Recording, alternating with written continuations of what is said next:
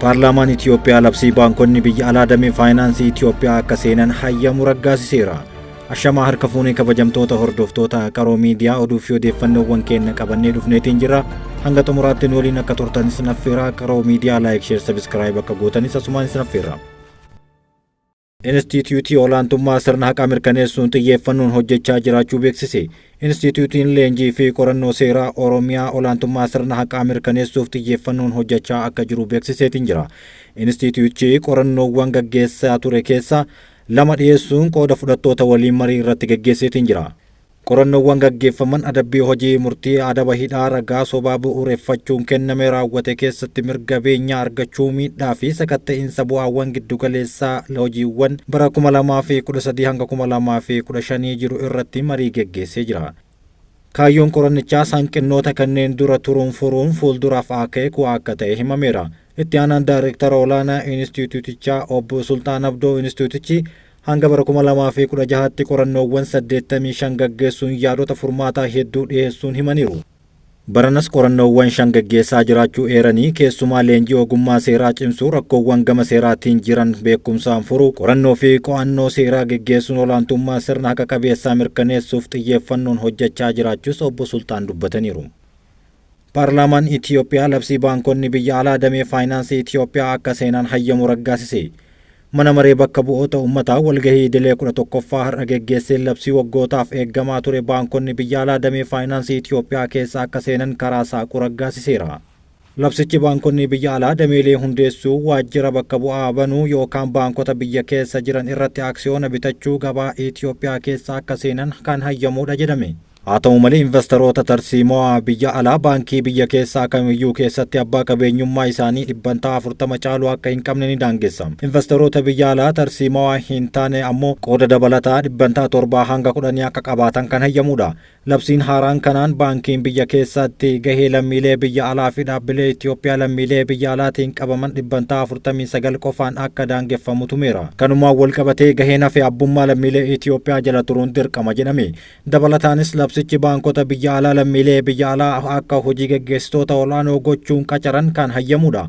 Ta'us namoota Itiyoophiyaa keessa jiraatan boordii isaanii keessatti akka hammataman kan gaafatu ta'uu ibseera. Labsiin kun kan ragga'ee manni maree ministeerotaa labsii wixinee baankii raggaasisee gara mana maree bakka bu'oota uummataatti erga dabarsee ji'a 6 booda jedhame. Ji'a waxabajjii bara 2023 keessa mootummaan tarsiimoo damee tajaajila faayinaansii dorgommii biyya alaatiif banuuf taasifamu keessaa tokko kan ta'e waggoota 5 keessatti investoroota biyya alaatiif hayyama baankii 5 kennuuf karoorsuun beeksisee ture. Manni maree ministeerotaa imaammata baankii biyyaalessaa Itiyoophiyaan damicha investoroota biyya alaatiif banuu dhihaatee erga raggaasisee booda baankonni biyya alaa gara indastirii baankii biyyattiitti galuun mata duree marii guddaa ta'ee jira. Dameen baankii Itiyoophiyaa waggootaaf dameelee faayinaansii biyya keessaan qabamee ture investoroota biyya alaatiif banamuun isaa jijjiirama guddaa agarsiisa. Haa ta'u malee ministeeronni paarlaamaa tokko dameen kun dorgommii biyya alaatiif bilisa gochuun qormaata akka fidus dubbataniiru. Miseensi paartii sosochii biyyaalessaa Amaaraa Abin Dassaaleny Caannee mootummaan baankota dhuunfaa gabaatti dorgomaa akka ta'aniif deeggarsa gahaa kennaa jiru natti hin fakkaatu jechuun qeeqan. Bulchaan baankii biyyaalessaa Itiyoophiyaa Mahammoo Meheratu gama isaaniitiin yeroo ammaa baankonni Itiyoophiyaa sadarkaa gaariirra akka argaman dubbatanii haa ta'u malee baankonni tokko rakkoo hin qaban jechuu miti jedhan.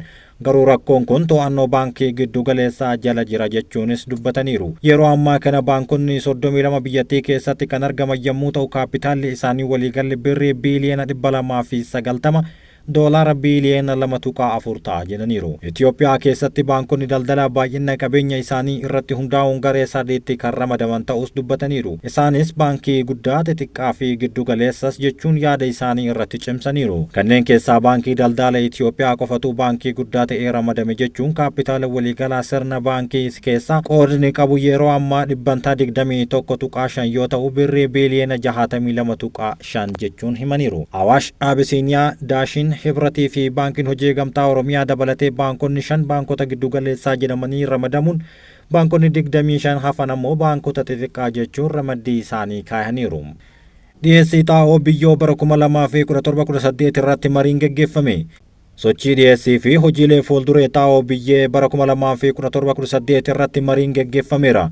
Ministeerri Deetaan Ministeera Qonnaa Dr. Soofiyaa Kaasaan buufata doonii hunda galeessa Dooraaleetti sochii xaa'oo biyyee bara oomishaa 2017-18 daawwataniiru.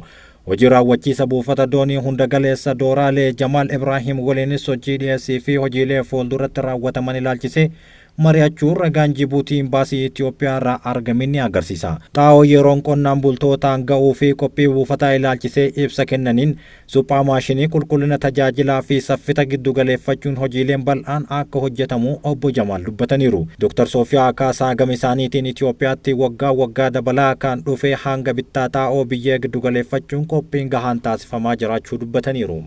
Namoonni gocha alseerummaa raawwatan to'annoo jala oolan. Namoonni seeraan ala warqee kiiloogiraama 6.2 geejjibsiisan to'annoo poolisii federaalaa jala ooluu beeksisaniiru. Akka poolisiin ibsetti shakkamtoonni warqee kiiloogiraama 6.2 karaa seeraan alaan sochoosan naannoo Affaar magaalaa Samaraatti to'annoo jala oolaniiru jedhan. Shakkamtoonni to'annoo jala oolan geejjiba konkolaataa Salaam Baas Finfinnee irraa gara Aksuum imalaa ture warqee kiiloogiraama 6.2 keessaa qaama konkolaataa dhoksuun dabarsuuf yaalanis hordoffii qindoomina qabu miseensota poolisii federaalaa fi tajaajila tika odeeffannoo biyyaalessaan taasifameen kaayyoon karaa qaxxaamuraa guddachuuf karoorfachuu isaanii fashalaa'uun himameera. Shakkamtoonni kunneenis Gabree Sillaasee Yohaannisii fi Alamaayyoo Seemaamoo konkolaachisaa fi gargaaraa konkolaachisaa kan tahan muddee 2017 to'annoo jala ooluu ragaan federaalaa irraa argame ni agarsiisa. Waliigaltee nageenyaa mootummaan naannoo Oromiyaa fi waraanni bilisummaa Oromoo gidduutti taasifameen booda boqonnaa arganneerra jedhan jiraattonni godina Shawaa Lixaa aanaalee garaagaraa keessa jiraatan. Mootummaan naannoo Oromiyaa garaagarummaa siyaasaa mariin furuuf yeroo garaagaraatti humnoota hidhatanii socho'an waamicha nageenyaa taasisaa turuun kan yaadatamudha. Haaluma kanaan tibbana mootummaa naannoo Oromiyaa fi qondaala waraana bilisummaa Oromoo gidduutti waliigaltee nageenyaa mallattaa'uu hordofee hidhattoonni waraana bilisummaa Oromoo godinaalee garaagaraa keessa jiran karaa nagahaan galaa jiraachuun beekamaadha. Godinaalee hidhattoonni karaa nagaa filachuun keessaa galan godina Shawaa Lixaa tokko yommuu ta'u waliigaltichaan booda sochii idilee isaaniitti nagahaan geggeeffachuu eegaluun jiraattonni aanaa Amboo himaniiru. Jiraataan aanichaa obbo Tafarraa Goobanaa akka ibsanitti aanichatti nagaa rakkoo hammeenya keessa turre keessaa bahuun jireenya idilee keenyatti deebineerra jechuun dubbataniiru. Waggoottan 3 darbaniif magaalaa Amboo irraa geejjibni gara naannawa isaanii dhaquu addaan citee turuu fi waliigaltichaan booda tajaajilli akka eegales dubbataniiru. Bulchaan aanaa Amboo obbo Masarat Guddisaan aanicha keessaa kanneen duraan rakkoo nageenyaa bal'inaan turuu ibsu waliigaltichaa as garuu nageenyi mirkanaa'aa dhufuu himaniiru. Tajaajilli geejjibaa waggootaaf addaan citee ture tajaajila eegaluu manneen barnootaa fi buufanni fayyaa akkasumas kanneen biroos tajaajila kennuu jalqabaniiru jechuun dubbataniiru. Buna Itoophiyaa dhandhama addaa akka qabu dureeyyiin dinqisiifatan jedhame. Haalli qophii misoomaa fi buna Itoophiyaa dhandhama addaa qabu kun muuxannoo irraa qooddatamuu akka qabu dureeyyiin himaniiru. Dureeyyiin biyya alaa fi biyya keessaa naannoo Oromiyaa godina Gujii aanaa Qarcaatti haala qophii fi misooma bunaa dhandhama addaa qabu daawwataniiru. Barbaadamummaan isaa dabaluun ammoo oomisha baay'inaan gara gabaa alaatti erguun sharafa alaa argamsiisuu qofa osoo hin taane oomishootaa fi dureeyyii caalatti fayyadamuu akka taasisan himaniiru. Buna dhandhama addaa qabu kana gabaa Jaappaan, Ameerikaa, Kooriyaa fi biyyoota birootti dhiheessaa jiraachuun eeraniiru. Uummanni oomishicha dhandhammii fi qulqullinni isaa gabaa addunyaatti dorgomaa fi bu'a qabeessa akka ta'u taasisuu himaniiru. Haalli dhiyeessii oomishaa kana caalatti akka dabalus yaada kennaniiru. Bara kana buna dhandhama addaa qabu toonii 10,000 gabaa giddu galeessaaf dhiyeessuun karoorfame keessaa hanga ammaatti buna toonii 2,500 ol walitti qabamuun beeksifameera.